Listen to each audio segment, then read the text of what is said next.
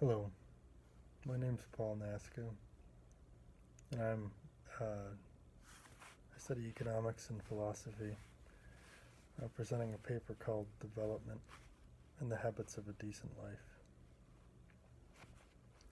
So to get at the heart of a theoretical controversy and to try and explain why it matters, and it's not just some abstract thing, I'm going to tell you two stories um, about economic development.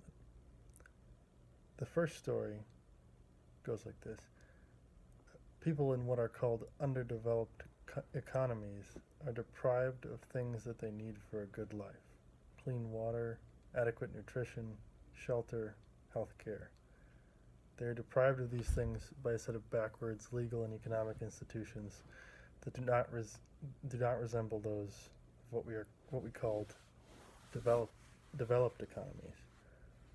Because developed economies are wonderful places to live, the key to development is to create legal and economic institutions of developed countries in underdeveloped countries, namely property, private property, and the free market. Um, Creating a right to private property and a free market requires removing deeply entrenched systems of power and privilege which make private ownership and liberty of contract impossible. Once those barriers are removed and property rights in the free market are instituted, those economies will eventually grow to resemble developed economies. Um, as the market becomes the dominant means of economic interaction, individuals are no longer tied to a place by feudal duties, and they can pursue self-interest freely. They can earn money and purchase the goods necessary to enjoy a Western lifestyle. More food, more clothing, a bigger house, better health care, better education, and so on. That's the first story. The second story goes like this. A global economic model that depends on growth needs a stream of new, unregulated markets for labor. To make lots of things cheaply available for sale in the modern service economy, we need cheap labor which can be found in emerging economies without the market power necessary to establish labor regulations.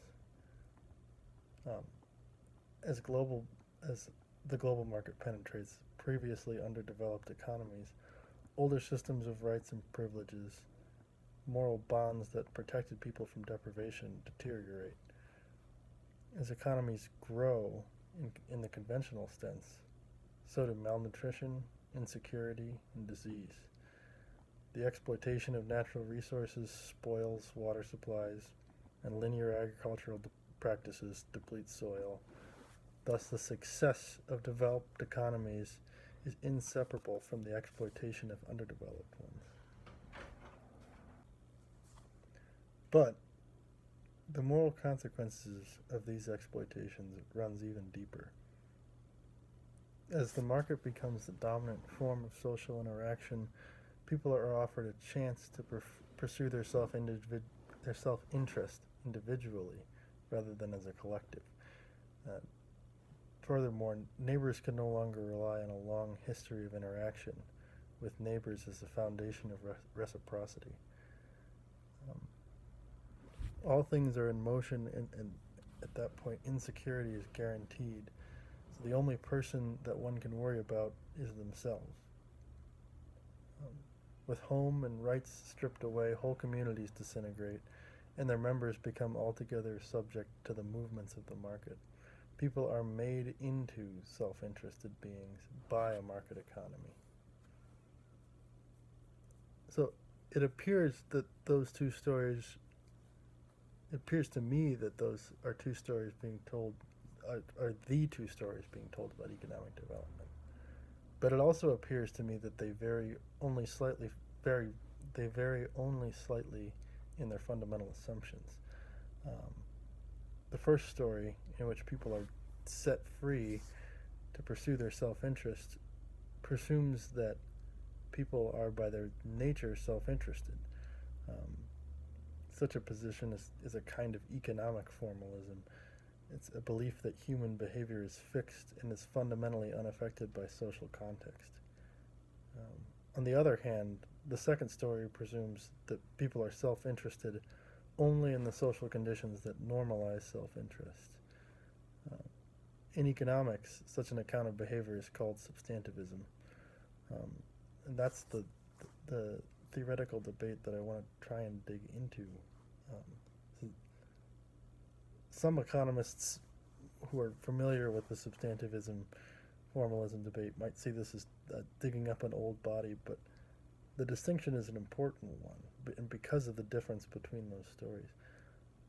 One formalist, Sergio Balan, I'm butchering the name, recently argued that the substantivist position, the one where people's self-interest is a product of their, where people's behavior is a product of their social conditions, that position is only useful in studying, quote, primitive economies and pre-market societies. Consider that for a moment, because we'll come back to it. The problem is that we don't know that people are self-interested by nature. In fact, it's very difficult to tell what people's nature is, as opposed to what their surroundings are. So that's where we get the sort of the classic nature versus nurture thing. This is more or less along those lines. So, for example, it may appear that people act in ways that are fundamentally self-interested. But if we entertain that substantivist position, and there's good reason to do so, there's research that suggests that in fact the way you encounter the world is fundamentally structured by your social context. If we entertain that position, then it is just as likely that we are merely in the habit of seeing people as self-interested, or that people around us are just in the habit of acting that way, and that, in fact, there's nothing to do with their nature. The problem is that from that perspective, that the formalist position establishes the set of habits that make up the Western lifestyle as nature, as human nature, whether it's nature or not.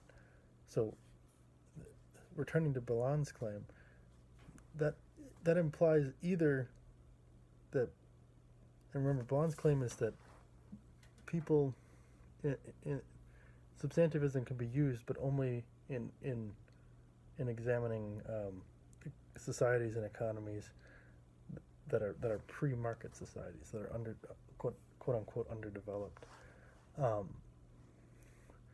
What does that imply? So if formalism takes the position that what's being seen is actually people's fundamental nature, and it can be safely and reliably applied to the developed world, that means that people in the developed world, there's two things that could mean. One, it's either that people's behavior in the developed world, people's behavior is only subject to cultural influence in societies that don't look like ours, that don't look developed. Or it could also mean that it is simply not useful to think of our behavior as subject to cultural influence. In either case, I disagree. The first alternative seems patently absurd. The first alternative being that human nature just looks like the way people in the West look. That's both patently absurd and blatantly ethnocentric, and I'm going to suppose that that's not what he meant. The second alternative simply seems foolish, because why not consider the way that we live our life why wouldn't we consider that the way we live our life is subject to cultural influence? In projects that aim toward making better lives, that's the goal of political philosophy, why not think about which sets of habits, in addition to which sets of things, do that? I think economists are in a unique position of being effectively political philosophers with a lot of pull in the current state of things. But So why wouldn't we expand the set of questions we're asking?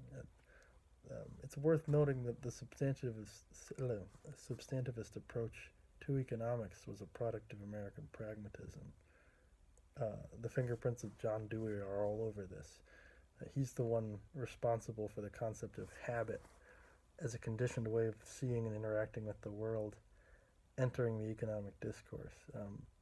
And as he put it, the best we, and this is from Dewey, the best we can accomplish for posterity is to transmit unimpaired and with some increment of meaning the environment that makes it possible to maintain the habits of a decent and refined life. Our individual habits are links in forming an endless chain of humanity. If the goal of economics as political philosophy really is to secure better lives for people, then the set of questions economists asks needs to be expanded. They need to ask both what set of things make for a decent life and what set of habits make for a decent life. Further, they need to recognize that those things are not separate and that there are many answers to those questions. There are many ways to live a decent life, but what we live on and how we live are not separable. We cannot say that our habits deliver a decent life when they fail to deliver for our material needs, true. But we also cannot say that when we have a decent life, we cannot say that we have a decent life when our material needs are met through habits of caring only about ourselves and habits that lead to the exploitation of other people. Thank you.